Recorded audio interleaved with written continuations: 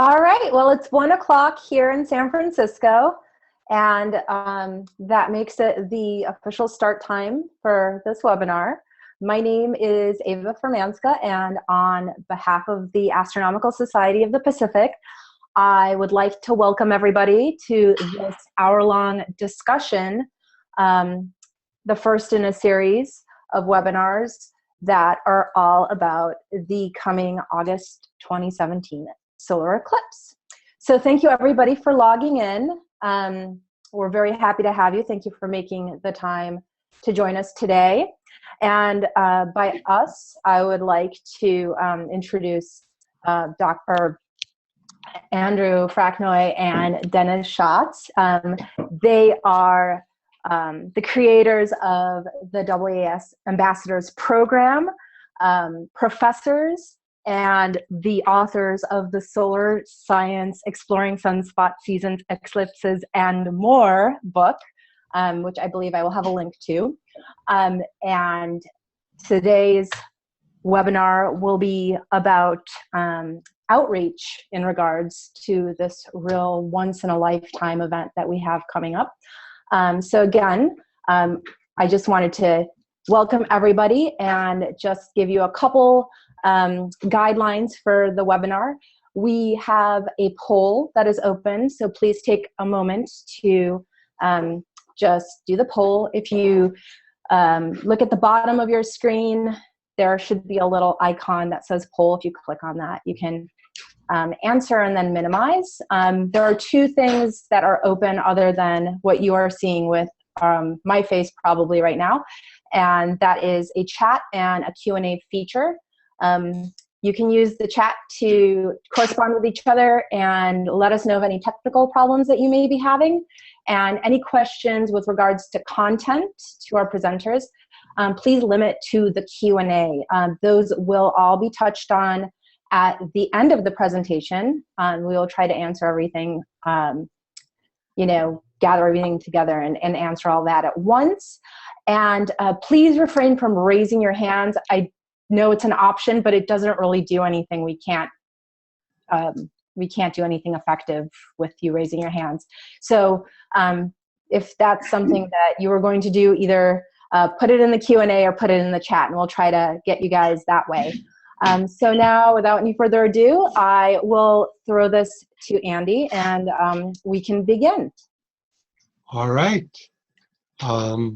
So can everyone hear me? I think I've met a number of you over the years, because I think many of the people participating in this are either graduates of the Ambassadors Program that's joined between the American Astronomical Society and the Astronomical Society of the Pacific, which trains early career astronomers to be more effective outreach ambassadors, or of the Astronomy from the Ground Up program, which trains museum educators to be more effective in astronomy education and outreach. But we may also have some participants from other programs, other education programs, and that's what the poll is helping us to determine exactly who you are. So we appreciate all of you who are joining this webcast. So far we have 63 participants, which is excellent. And our role today will be just to bring you up to speed on both the notion of the upcoming total eclipse of the sun, and then to talk a lot about outreach opportunities, partnerships, and then finally to hear from you about what kind of things you're planning and what questions you may have about getting ready for what we're all calling the sky event of the decade. So now let's see, I'm going to do the share screen, and I'm going to go right to my slides, and then we're going to go from the beginning. Now, I think we're in good shape. We can hear what's going on, so everyone can see the slides. This is, as I said, the outreach event of the decade for many of us. There's going to be, as I hope all of you know, total eclipse of the sun visible from one country and one country only, and that's the United States. And so they're already calling it the All-American Total Solar Eclipse. It will happen on a Monday in August, August 21, 2017. And like all total eclipses of the sun, it will be visible only on a narrow path. Oh, hold on, I've got a phone thing here. Anyway, so the, hold on. Sorry. So sorry about that. I had a phone thing happen. So there will be an eclipse which is visible only from the United States. And we want to talk about where this narrow path is going to be that's visible. Oh wait, let me go back for a second. The narrow path will be visible in only certain states, and the rest of the United States will see a partial eclipse. Now, for those of you who are not eclipse experts, we should mention that an eclipse is possible because the sun, as seen from Earth, and the moon as seen from Earth, happen to be about the same size, and the moon can get in front of the sun and eclipse it. And studies have shown that this exact eclipsing is only true on one planet in the solar system. On no other world will a moon of that world and the sun be exactly the same size. And my next slide shows you that on Mars. This is from the Curiosity lander. Here's Mars's little moon Phobos, desperately trying to eclipse the sun and failing miserably at this task. So we are very fortunate to have total eclipses visible on Earth. And when a total eclipse happens, as many of you know, the sky gets dark, stars actually come out, an eerie quiet descends over the landscape, and it's an absolutely unforgettable experience. Slowly, you begin to be able to see the outer atmosphere of the sun, to see sometimes activity on the surface of the sun. And it's just absolutely wonderful. If you've never seen it, it's certainly something worth trying to see. But that only is true on a narrow zone or narrow path through the United States. As you can see in this cartoon, in an eclipse of the sun, the absolute dark spot, which is caused by the moon completely covering the sun, only covers a small spot on the surface of the Earth. As the Earth and the moon move relative to each other, that spot then moves. And in this case, for about an hour and 37 minutes, this spot will move from one side of the United States to the other.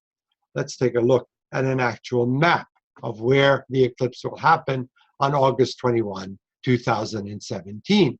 In the US, the eclipse begins on a beach in Oregon and then ends up on a beach in South Carolina about an hour and 37 minutes later.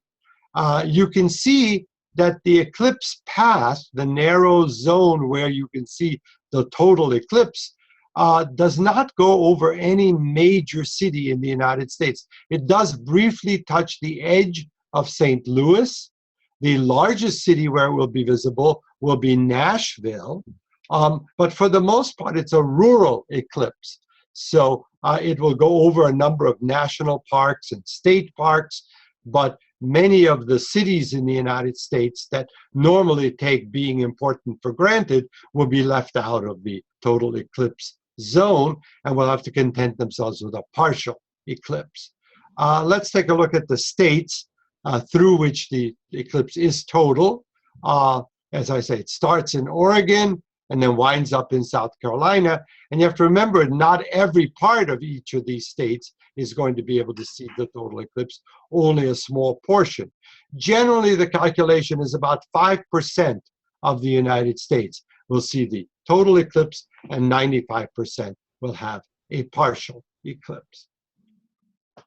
Maps are available in places like the Great American Eclipse website, where you can map out exactly where in each state the path of the eclipse will be total. And one important thing for those of you who are not eclipse experts, the time that the eclipse is total is the largest in the center of the dark zone and gets less and less as you move to the edges of that dark zone. So if you are trying to get to the most amount of time to have the eclipse experience, then you'll want to be near the center of the eclipse path. And again, these maps, which we'll have resource lists that will make these maps available to you. These maps are available for each of the cities in each of the states where the eclipse is total. For the rest of the country, there will be a partial eclipse of the sun. Partial eclipses are also beautiful, but as many of you know, the sun is dangerous to look at when it's not totally covered. So for the vast majority of Americans, it will not only be important to preview the eclipse and explain the eclipse, but it will be really important to give them guidance as to how to view the eclipse safely. And that's the real outreach challenge of this particular eclipse event.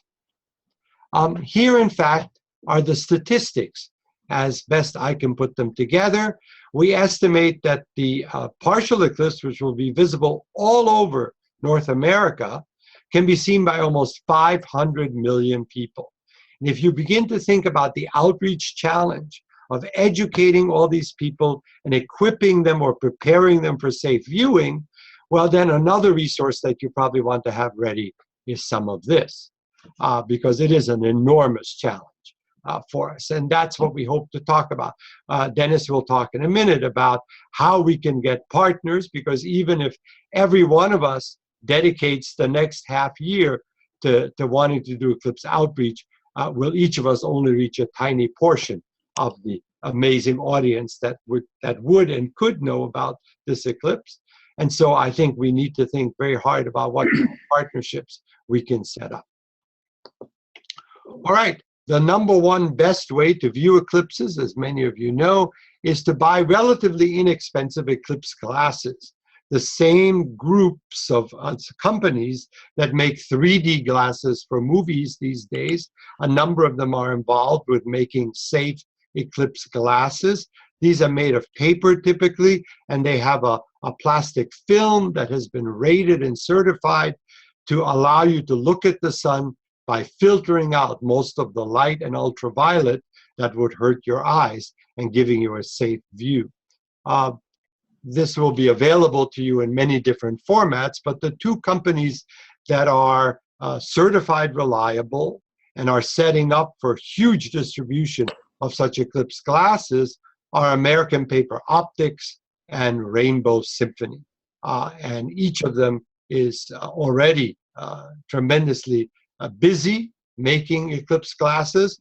The longer you wait to order your eclipse glasses, the larger the delay you'll have in being serviced. So we will be thinking as we go through this webinar and future webinars about how we can best order glasses together and whether we can make glasses available in bulk in a variety of ways. But again, this information is going to be in the material that we make available to you. All right, let's take a look at the circumstances of this eclipse. This is the largest cities in the United States and what they will be observing. I particularly want to focus your attention on the last column in this long chart that shows you for each city what percent of the sun's area will be covered. And you can see for the United States, it's pretty impressive. Los Angeles, 62%, New York, 71%, in Chicago, 87% of the sun will be covered. Here in San Francisco, where I am, 76%. And then in Washington, D.C., the cover-up will be 81%. And political commentators tell us that's the usual level of cover-up in Washington.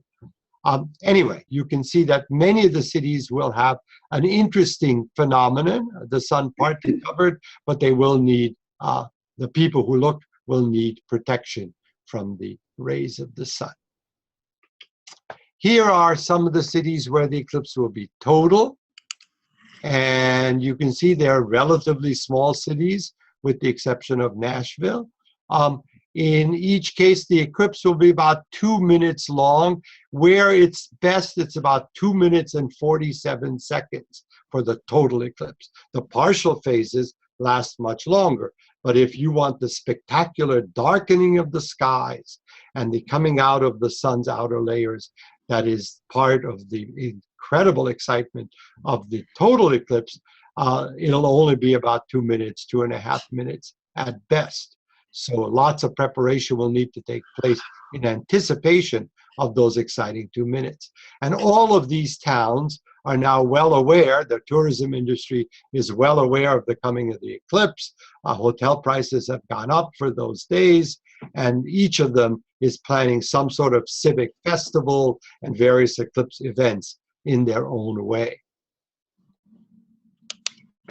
Another factor that is really important to think about, whether you're thinking about the total eclipse or the partial eclipse, is weather. In August, there's often cloud cover in many parts of the United States. And so people are starting to put together charts based on records for previous August days, previous August 21s, in fact. The number one person in the country who's doing this is a meteorologist by the name of Jay Anderson, who has a website called eclipsophile.com. And he has been keeping track of eclipse weather for many years. And he's made this chart just showing on the vertical axis the typical amount of cloud cover, and then on the horizontal axis, the different cities, in this case, that will have a total eclipse in the August 2017 eclipse. And you can see quite a variation. Madras, Oregon has less than 40% chance of cloud cover that day, whereas Columbia, South Carolina, we're talking about 75% or more likelihood of cloud cover. So if you're thinking of going to the eclipse, or if people ask you where to go, it's not enough to know just where the eclipse is total. It's also important to factor in the likely weather in those places. If there's serious cloud cover and you can't see the sun, then you can't enjoy the eclipse.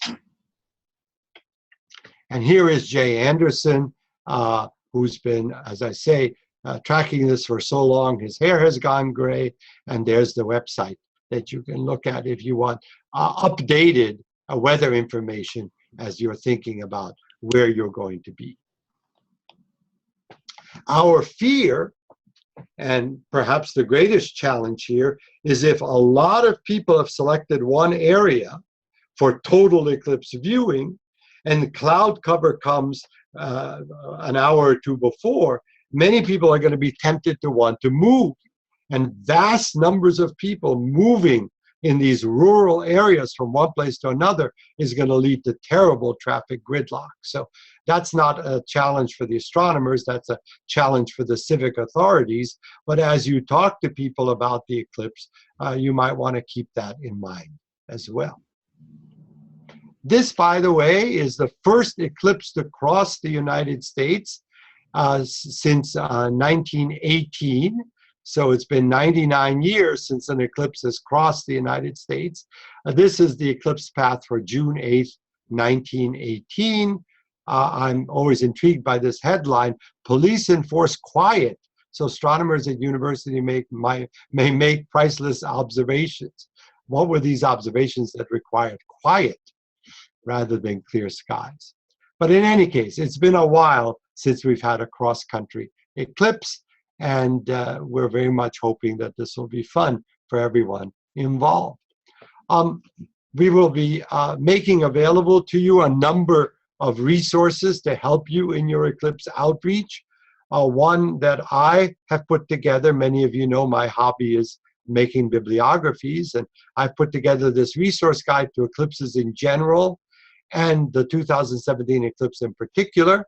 And the address is easy to remember. It's just www.astrosociety.org/eclipse. And there I've gathered together books, articles, websites, videos, the URLs or links to various tours that are going to the best eclipse viewing places, interdisciplinary approaches to the eclipse. If someone wants to know literature connected with eclipses or stamp collecting issues connected with eclipses, you can find links in this resource guide.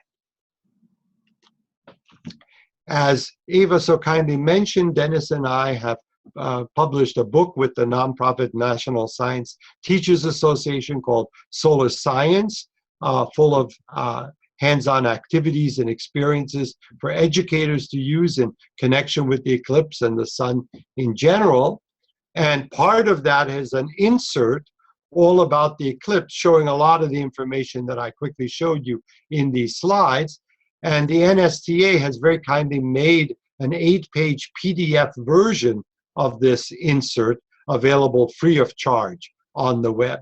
So if you read this and you like what it has to say, it's completely free and available for you to forward to people that you're working with, to print up copies of the 8-page guide. There's no copyright on this. So we would very much commend this to your attention. And if you like what it has to say, encourage you to make it more widely available. We've also written a children's book, which is coming out in early 2017 at roughly the 4th and 5th grade level, which explains what eclipses are and gives some of the background science of eclipses. So we hope that you'll take a look at that as well. That was our shameless plug. And now I'm going to unshare. I'm going to stop sharing. And Ava is going to take back the sharing, and then we're going to go to Dennis. I think I'm going to take over the sharing at this point. Okay, good. And go to my slides. So welcome everybody. I'm delighted that so many people have joined us, and I too probably know a number of you either through the Astronomy from the Ground Up or through the AAS Ambassadors Program. And I see, assume everybody can see this, we now have the poll in terms of how many people. There's a few AAS Astronomy Ambassadors, a number of AFGU, Astronomy from the Ground Up, and some amateur astronomers, and some classroom educators. Great, because I'm going to start by talking about the classroom education resources that are available. So I hope everybody can see that. Oops, thank you. So I think I know a number of you, and delighted to work with you again on this. For those that don't know me, I'm a senior advisor at the Pacific Science Center in Seattle, Washington, a public science center. Started out at the Lawrence Hall of Science in the University of California, Berkeley, then came up to Seattle and have been involved with informal education and professional development for teachers and informal educators, especially in astronomy, ever since. And as Andy mentioned, Solar Science is a resource that was recently published that we wrote for the National Science Teachers Association. And it includes, well, and I'll say all, and I don't have to put this plug in, we just had it, and soon will be this new children's book, which depending on the reading level of students will probably be good for the 5th grade through 8th grade level. Some of the concepts are fairly middle school oriented because it deals with eclipses. So again, I hope you'll take a look at that. So a couple of things related to activities. So if you're going in the classroom or you teach in the classroom, but even if you're at a science center and you're trying to convey what eclipses are all about, Solar Science in this chapter 4 has a number of activities that even go beyond the ones that are listed here that get at lunar phases. Of course, some people say, so why are you dealing with lunar phases if you're going to talk about eclipses? Well, you have to understand lunar phases if you're going to understand what causes eclipses. So there's a number of activities related to lunar phases, observing the moon, modeling the moon, and ultimately understanding what causes eclipses. And of course, lots of people wonder what's so special about solar eclipses. As Andy said, the last solar eclipse that crossed the entire United States was almost 100 years ago. Well, the last total eclipse that went through the US anywhere was almost 40 years ago. So it's a fairly rare experience for any given place on the Earth. And there's some activities in the book under how often do eclipses occur and why do people spend $10,000 to see a total eclipse. All of these activities will help you deal with some of the questions that people will have once they start wondering about what causes eclipses. So now that we've made this shameless plug for our two publications, I also need to point out, I think for almost everybody, certainly for the Astronomy from the Ground Up group and for the AAS Astronomy Ambassadors, many of these activities exist in a resource that you already have, Universe at Your Fingertips 2.0.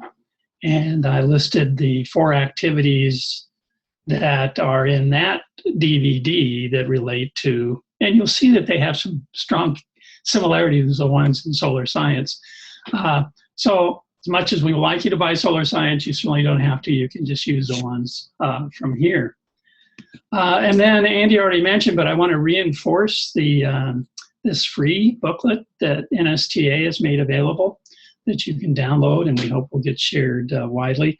It not only has information about what causes eclipses, what do we expect, how do you find out what's happening in your place, but most important, and one of the most important things that we need to consider in terms of doing outreach, education, and programming is how to safely view the solar eclipse. Andy's already talked about glasses, and that we could use 500 million glasses. Somehow I don't think we're going to distribute that many glasses. But there are many other ways in which to observe the eclipse. And those are listed in this 8-page booklet, and I hope would be a part of anybody's outreach activities or programming you do for the public. One of the nicest ones, because it gives you the best image of the sun, is projecting an image of the sun through a pair of binoculars or through a telescope. And here you see the setup for a pair of binoculars, and that's explained in that handout. That is, again, free for everybody to get. And I like to point out to people that if you don't have a tripod, you really don't absolutely need a tripod. I have for years in my workshops with students and teachers used a bag of Play-Doh. Just go and buy one of those containers that has 5 different colors, squish it all together. And instead of attaching it to an expensive tripod, you just put the Play-Doh in a bag and you can attach the binoculars or cradle the binoculars in the Play-Doh, which you have to move it around and aim it to the sun, but it works quite well. Another one that people don't talk about very much, but especially if you're working with a large group of people, is projecting an image of the sun with a pinhole mirror, if you want to call it that. So here we just have a simple handheld mirror used in the bathroom, piece of cardboard over it, and a hole in the middle. And you can see it doesn't have to be a really nice round hole, but you just have to stand so that the sun reflects off that onto a wall that's in shadow. So this is a great way to do it if you want a large number of people to see it. There's lots of ways to build individual projectors, that pair of binoculars, a few people can gather around. But what this allows for is to, and I think about this being at a science center, is that we'll be able to stand out in our courtyard and be able to project an image of the partially eclipsed sun.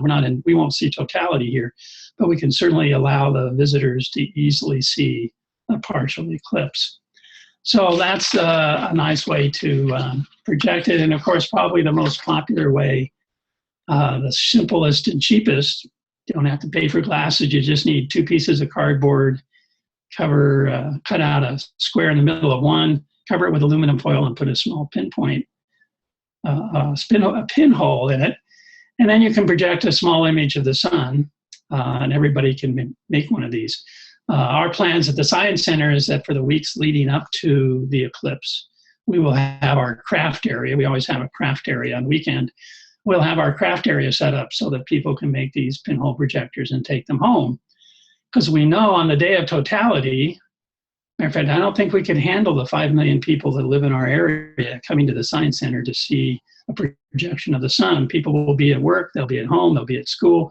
They need to have some mechanism to see the eclipse. So we want to be able to prepare them leading up to the eclipse. And so we expect, although we haven't decided, we expect that we'll be doing programming probably at least for the month prior to the eclipse, getting people ready for what will be happening, how to view it safely, and so on.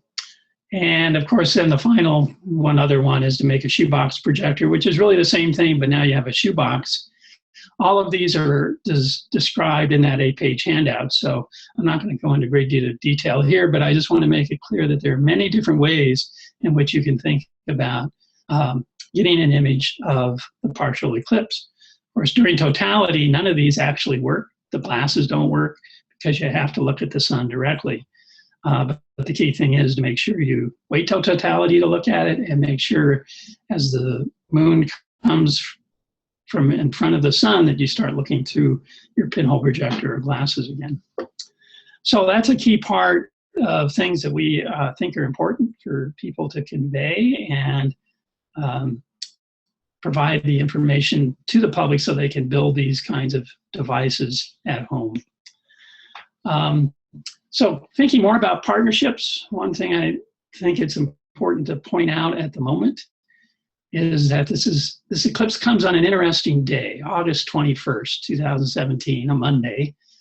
But what makes it interesting is not the day of the week or the date. It's the fact that about half the schools, at least Andy and I have been taking informal polls, as best as we can tell, half the schools will be in session starting earlier in August, and half the schools will be out of session waiting until usually early September before they start. So this is something to consider wherever you're doing your programming. What does it mean in terms of preparing students, especially as preparing youth, either to be in school or out of school? Many schools will actually start on the 21st of August. And so that means for us, especially those of us working with teachers, any preparation for students that start on the 21st or later will be getting them ready in the spring so that they know what's happening, what they can be prepared for, and to do activities before school starts again. If your schools start in your area on the 8th or 9th, which isn't too atypical, then there's plenty of time to prepare at the beginning of the next school year. So what I want to focus the rest of my time on is this whole idea of partnerships. It's one thing, I mean, in some ways we feel at the Science Center, oh, we have to do this, we have to do that. But what's really critical is we don't have to do it, or we have to do some of it, but we have to do it, we should do it in partnership with other groups. And so I wanted to spend a little bit of time thinking about possible partnerships that are out there. And you'll see this list here. We have libraries. Andy and I have been working with StarNet, a program out of Boulder, Colorado, that's working with thousands of libraries around the country for them to become a resource. So you may, and I'll talk about this a little bit later, think about how to connect with libraries. Certainly Science Center, nature centers, many of you come from there, but some of you are at universities, and how do you connect with science centers and nature centers? Many of you are amateurs, but again, what way can you be a resource to libraries and other places? The community colleges, universities, and planetariums all have resource individuals. American Astronomical Society ambassadors, again, a number of you are part of that. But those who aren't, how do you utilize those ambassadors? And you can get access to them through the AAS website. And I saw Edna DeVore was online. Good to see you, Edna. The Girl Scouts are another option because there's some programming funded by NASA, led by the SETI Institute, that are looking at ways in which Girl Scouts can be resources for what's happening during the eclipse. So some of these are ideas. It's not all inclusive by any means. Couple other things to keep in mind while I'm moving along here is getting involved with some citizen science projects. So one of the biggest ones around there is called the Mega Movie.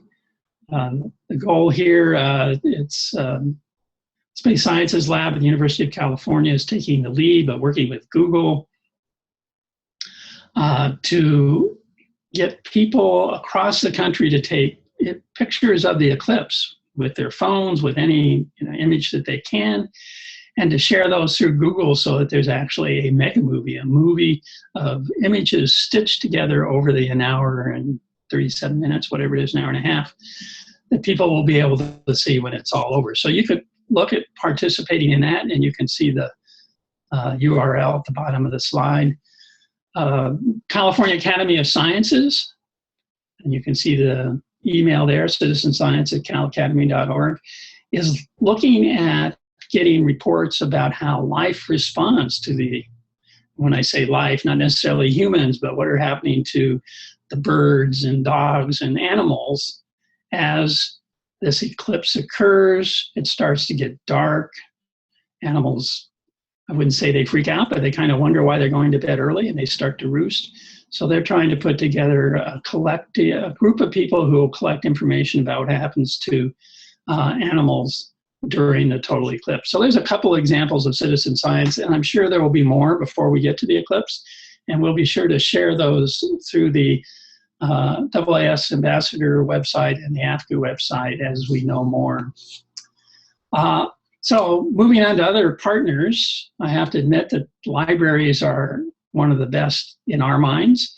Every community has a library, or many libraries, and they're all free. So we think this is an ideal way to get the word out to the public about what's happening with the eclipse. And so we hope that all of you will consider thinking about your public library. And if you want to find out if your library is already thinking about something, this is the library website called StarNet, Science, Technology, Activities, and Resources for Libraries. They already have more than 1,000 libraries that said, we're going to do something. So you can go to this website, see if there's a library near you, and then give that person or give that library a call and see if you can provide some resources to them or do some collaborative programming with them. If your library isn't on here, then we suggest you go to your library and say, this is a great program at StarNet. How about if we work together and produce some programming? And there's a lot of resources that come with being a StarNet library. So you should take a look at that and see what resources are available. Of course, now some of you are amateur astronomers, but if you're not, of course, the Night Sky Network, which is a group of over 400 astronomy clubs around the US, can provide resources to your programming. And you can see on this map that they're dotted all over the country, although there's certainly a dearth between the mountain states and the West Coast, and then in the the very northern part of the Midwest. Of course, one could argue there aren't a whole lot of people there, so that's why there aren't too many amateurs that are signed up there either. But they're a great resource. Now, I have to admit, if you're an amateur, you're not going to be at home on the 21st of August. You're going to be down in the path of totality. But this is a great opportunity to point out this probably the day of totality is not the day to be doing a whole lot of programming to get people ready for the eclipse. The time to get them ready is the month or 2 months leading up to the eclipse, because most people will be in school, at work, at home. What they need is the capability to go outside wherever they're at and be able to look at the eclipse. Now, some of them will come to your science center, or they'll be in school and teachers will be working with them. But the whole goal is to really work with them ahead of time. And amateurs can be a great resource to talk about what the sun is like, if there's any sunspots, although we're getting near sunspot minimum. Or if there are any sunspots, to tell people more about the sunspots and maybe be able to see some during the partial phase, partial eclipse. But do think about amateurs to be a resource for what you want to do. If you're looking for a science center to connect to, and again, not most people probably say, oh, I know, you either are a science center or you know the science centers. But if you're trying to find out one in your area, you just move to a new graduate program somewhere, you can go to the Association of Science Technology Centers website, astec.org, astc.org, and they allow you to search for science centers that are in your area. And actually, science centers include not just science centers, many natural history museums, many nature centers, children's museums. So it helps you find museums that are interested in astronomy or in science. So keep that one in mind too. It would be bad to be on an Astronomical Society of the Pacific webinar if I didn't mention their upcoming conference in St. Louis on December 8th and 9th. Every engage every child in the 2017 solar eclipse. I hope that you will consider going to this. It should be a great opportunity to learn more about programming, educational materials, etc., around the solar eclipse. Just a couple more items I want to bring up before we go to questions, or just one more item. This is yet to be released, but I do want to have it on your radar screen. The American Astronomical Society has received funding from the National Science Foundation. Some of that funding actually is supporting the conference that the ASP is doing in St. Louis. But a big part of this is a mini grant program that will allow recipients to get between $1,000 and $5,000 to provide programs to underserved populations. I've given you the web address, but last I checked, it's not active, so you have to keep on trying it every few days, and then you'll see when it becomes active and be able to download the application for these mini grants. One group I feel a couple of groups I feel I haven't actually mentioned. One is the American Astronomical Society, the AAS ambassadors, a number of who are on this program. So if you're not an ambassador, but you're on this webinar, you can go to the AAS website and aas.org, and you can find a list of the ambassadors. And if there's any in your area, you can seek them out, see if you can partner with them.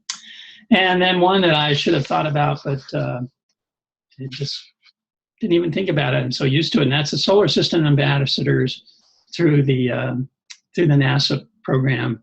So if you just Google Solar System Ambassadors, you'll get right to that website. So there's a lot of opportunities out there. We know of teachers who are talking about going out and wanting to collaborate with community organizations. So you might check with some teachers in your area too.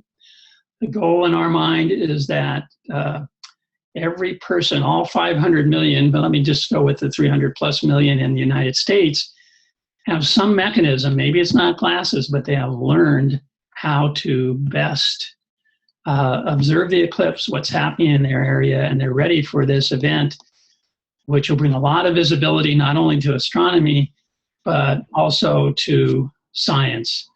So with that, I'm going to turn it back over to Eva for, I guess it's actually going to be Brian, for questions. And Andy and I will end by wishing you clear skies for August 21st. And now I'm going to stop sharing my screen and give it back to Brian. Well, thank you very much, Andy and Dennis. This is very informative. It's a very rich content and very rich in the amount of different things that can happen around the country around the eclipse.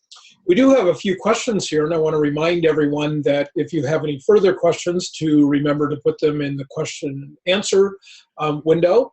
And so first off, we have a couple of questions here. Chrissy and Kenny, and actually I think just about everyone else has the same question as, will your PowerPoint presentations, are you willing to share them with the group? Yes, although I don't know how that will be done. Presumably, for those of you who are members of the two groups, the Astronomy Ambassadors and the Astronomy from the Ground Up, then you are part of the whole website through which we communicate, and we can certainly post the PowerPoint slides there. But for everyone else, Brian, how do we get it? For the AFCU group, certainly we are able to post that on the AFCU website. Right. And then we'll have to talk with Vivian about the Night Sky Network website, and so we might be able to post them on the Night Sky Network website. We have a number of things where we have some resources surrounding the eclipse that are available for people, and so we do have the potential to reach out to them. Yes, I see Vivian is also on the line, Vivian White, who works with the Night Sky Network, and she talks about maybe adding it to their website. Maybe we'll have to see if we can make this publicly available. Some of these slides are not copyright free. We were just using them in the intimate educational setting of this webinar. So making it totally publicly available, we'll have to check to see what we can do. But Certainly all the resources and all the images to tell you about the eclipse are in that 8-page booklet, which you can download. So feel free to make use of them, to reinterpret them, etc.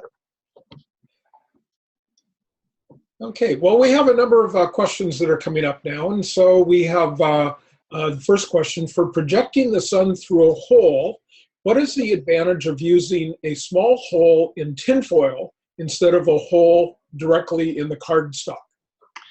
Actually, quite frankly, either one will work. The aluminum foil allows for typically a smaller hole that's a little more uniform.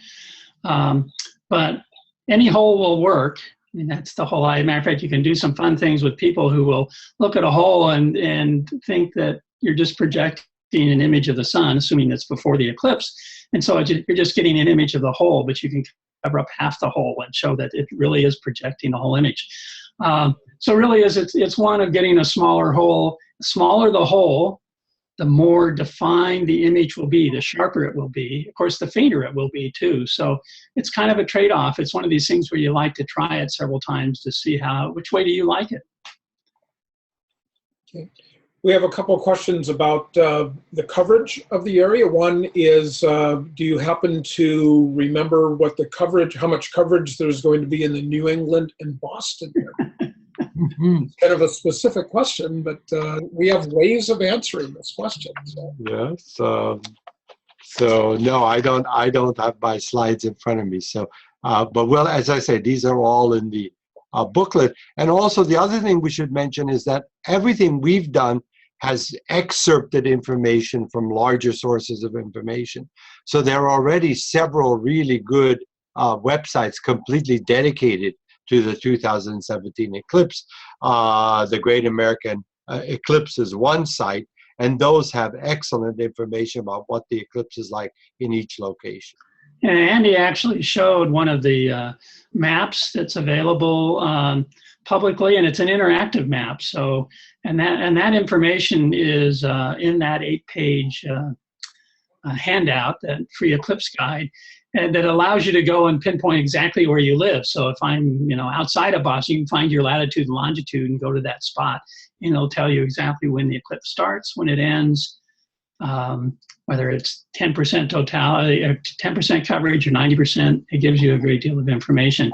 The one challenge is, Andy, I'm sure he was going to jump in and tell you, is that a lot of those give the start times in universal time, what's happening in Greenwich, England.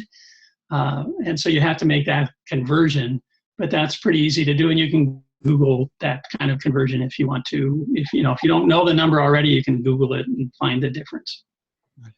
And we also had Anna Hurst jump in on the chat and say that the ASP will make this webinar available on YouTube. So I guess there is a way for that to happen. Okay. Staying with the idea about the large map for a moment. So we had one participant ask, was that a poster? Is it available for purchase? And distribution? And maybe we could remind everyone of where they can access that and actually look to see. And if one of you are able to pull up the map and kind of maybe show people how they can figure out what kind of partial eclipse that they might experience and how to do that. And so I don't know whether one of you is able to easily do that, but it might help because we have a number of people asking that question. All right. So let me begin just by saying that in the resource guide, which is at the Astronomical Society, the Astro Society website, www.astrosociety.org/eclipse, I have a whole section on the different maps that people have made available.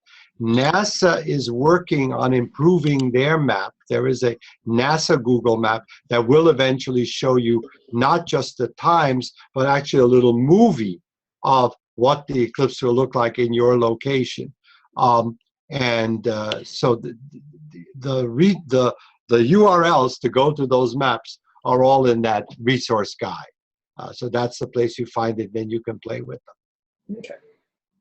I just tried to upload the map, and there's too much on my computer. It didn't like it. Well, maybe we can put the link. Maybe one of you could put the link in the chat window so that people can go directly to it. Sure. Why don't I'll try to get up the resource guide. So maybe we can answer another question. Yeah, let's go for another. So we have a good question here. Vivian asks, on the edges of the path of totality, does the time of the eclipse go down to 0 seconds, or is it still a minute or so on the edge? Well, it's interesting you say that. Clearly it has to go to 0, because if you think about it, at some point beyond the edge, you're beyond 0, you're at a minus amount, and somewhere inside. So, but you know, I don't know if it gets so close that you think about the fact that when you're just grazing the sun, there's the diamond ring effect where sunlight's coming through the valleys and so on. So exactly what it means to be 0, I think, is a challenging one, but it certainly goes down to just a limited number of seconds. We are going to be in near Madras, Oregon, where it's like 2 minutes and 30 seconds, I think, for totality, but we can't get all the way up to Madras, and so we're down in a town called Prineville, which is pretty close to the edge, and we're going to have 1 minute and 8 seconds. So that's the kind of variation one gets along the path. I won't be that far from you. I'll be about 40 miles east of Prineville for the eclipse. Brian, I'm ready to share screen. Do I have the power? You do. Okay. So here I'm, let's see, share screen. So here is that part of the eclipse bibliography, and you can see that the Google Map URLs are not so easy to share. So it's probably better if you go to the website and take a look there. These are long URLs which you're going to have trouble writing down, but if you just go to the resource guide, I think we'll be in much better shape. We can link directly from there. Yeah. Or if we do manage to pull up the link and put it in the chat window, it'll make it live, and so all they have to do is click on it too. So. All right, let's go on to another question. Yes, let's go to another question. So we have, earlier you mentioned about a potential program to make kits of the Eclipse classes available at low or no cost. Could you say a little something more about that? Dennis, should I say a word or two? Yeah, I'll let you talk about it.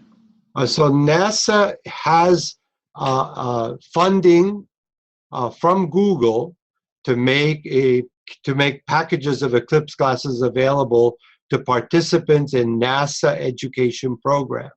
Exactly how many and which programs will get it is still to be determined. Now, a number of us have started to work with private foundations to try to see if we can convince private foundations to make kits of these glasses, hundreds of glasses available to libraries, thinking that, as Dennis mentioned, libraries would serve as the community centers in many towns, and those of us who have the ability to help with Eclipse outreach would give programs and participate in training sessions with the libraries. We do not yet have any foundations that have definitely said yes to this. We're still exploring this, but if information becomes available, we'll share it on the Afghan Ambassador's website. And we hope that other companies besides Google might also, there are people approaching different companies across the country, will make this available. But I want to emphasize that the Eclipse glasses, even if you buy them individually, are not that expensive. And so if, for example, you're involved with a school, a library, a nonprofit organization, Dennis has suggested for some time, this could actually be an excellent fundraiser. So imagine the PTA buying hundreds of glasses in bulk and then selling them for $1 or $2 each. Most people, as it gets near the eclipse, are happy to pay that sort of funds. And so you might then make that a fundraiser for your organization. In some cities, the local astronomer has convinced the local hardware store or some other organization to sell the glasses. And so that's another way. It's also important to know that not everyone needs a pair of glasses. I mean, you might think that it's nice that everyone does, and if you have access and can afford it, it's fine. But the partial eclipse is what you need to see with glasses. Happens very slowly. So actually, one pair of glasses that you can pass around among 3 or 4 people is quite reasonable. So we shouldn't be thinking that 100 pair of glasses goes for 100 people. It really should serve 400 or 500 people. Yeah, good question. Good question. So we're getting a little bit for some reason. So it says here in central North Carolina, we only get a partial eclipse, 93%, close enough for many of our area to drive to totality instead. Any advice on the value of holding an event at our planetarium locally on the day of? They can think of people that might come to them, but they're concerned about staffing a large event with many of the astronomers who usually would help going to totality. So my thought in it, when we think about this a fair amount, because we're not as close as that group in North Carolina, but it's not that far away. So certainly the astronomers, our planetarium staff are all going to be one down at totality. But on the day of, the excitement's going to be, assuming you've done your job over the month before, getting people prepared. The job in my mind for the Science Center and other places really is to have individual materials out, whether it's glasses, pinhole projectors. So it doesn't take a lot of expertise. You don't have to have telescopes set up or anything of that sort to see the partial eclipse, and then have somewhere in your public facility a large projection of what's going to be multiple images of the totality, starting from when it comes off the coast in Oregon until it leaves South Carolina. It'll be on social media. The Exploratorium is doing webcasts. I'm sure many of the local media will be taking images. So it'll be easy to show not only what's happening locally, but to show the totality, which is what people will want to see if they weren't able to go to the path of totality. So I think making it a big public event, but trying to keep it a low technology, and certainly not be dependent on astronomers at that point to explain what's happening or to have technical or have equipment available. I should note that Edna DeVore, who is on from the SETI Institute, just wants us to remind everyone that it's really important to purchase the eclipse glasses from reliable vendors, that it be done from usually U.S. vendors who are certified so that the material is safe. Some of the less expensive offshore vendors are not necessarily making the material to the same specifications in those glasses. And again, in that 8-page booklet, you will have the addresses of the companies, the web addresses to go to for the reliable manufacturers of the glasses. Heidi has a really good question. So if they're having one of these large eclipse viewing parties or events, what particular activities might you suggest they engage people in other than just viewing the sun? Well, I have two thoughts about this. First of all, depending on where you are, viewing the sun won't be just waiting and looking at the partial eclipse where you're at. I'm back to a large screen projection. If you're in the middle of the country, you can start your programming when the total eclipse comes in off the West Coast, and you can actually show. It's sort of like watching the New Year's around the world. You get on PBS and you can watch New Year's go by in all the big countries.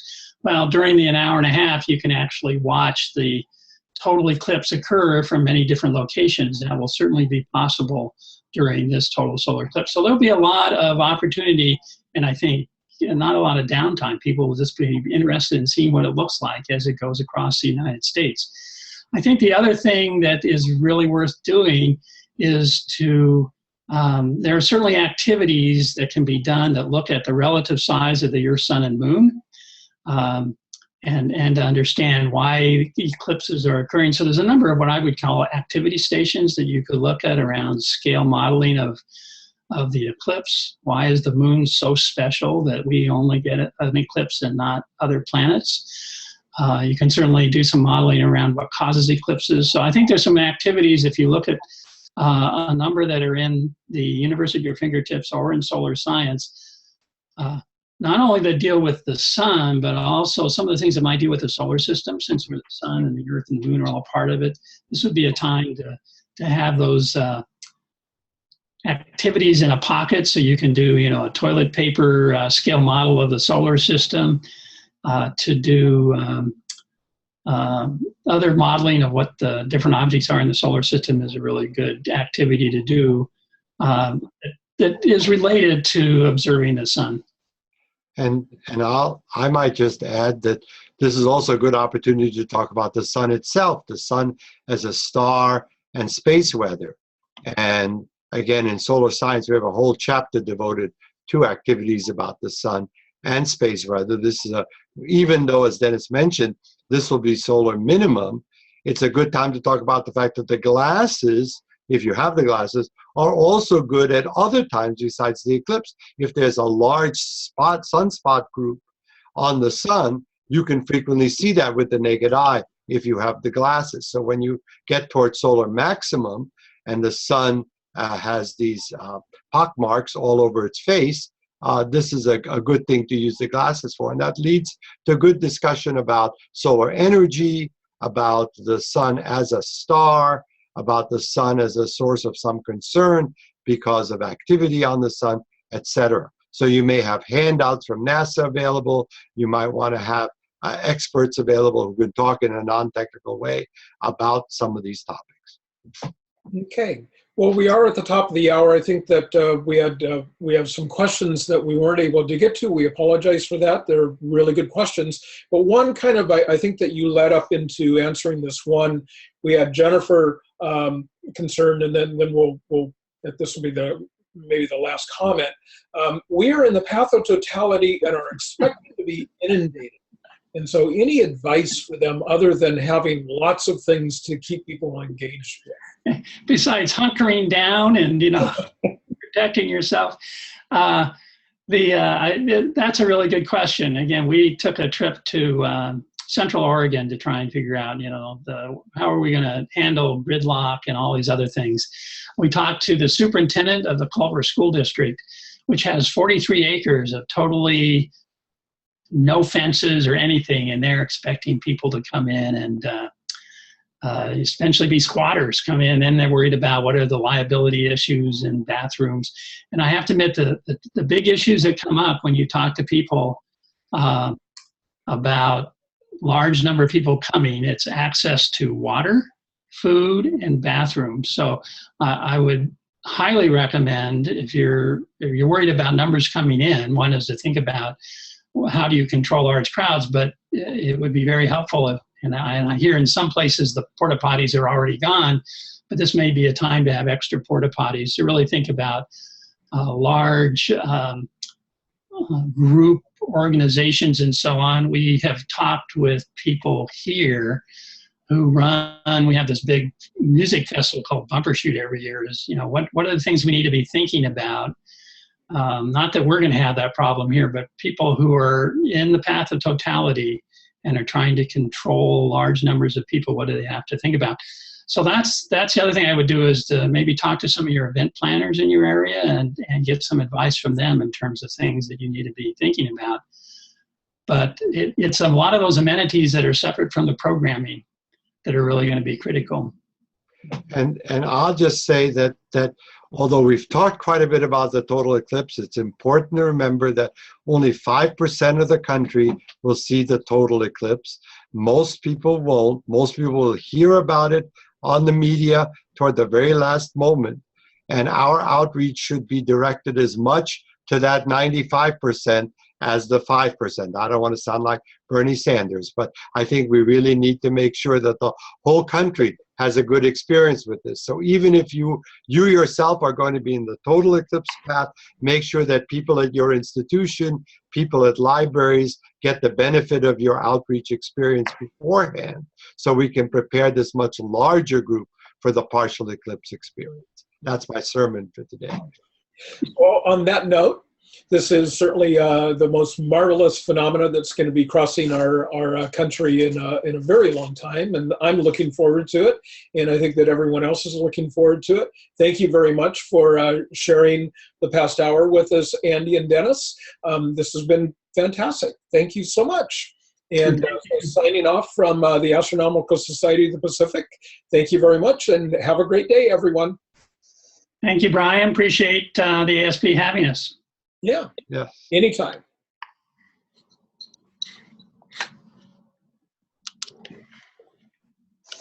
Okay. Stop recording. Good. Yeah, I'm going to stop recording here.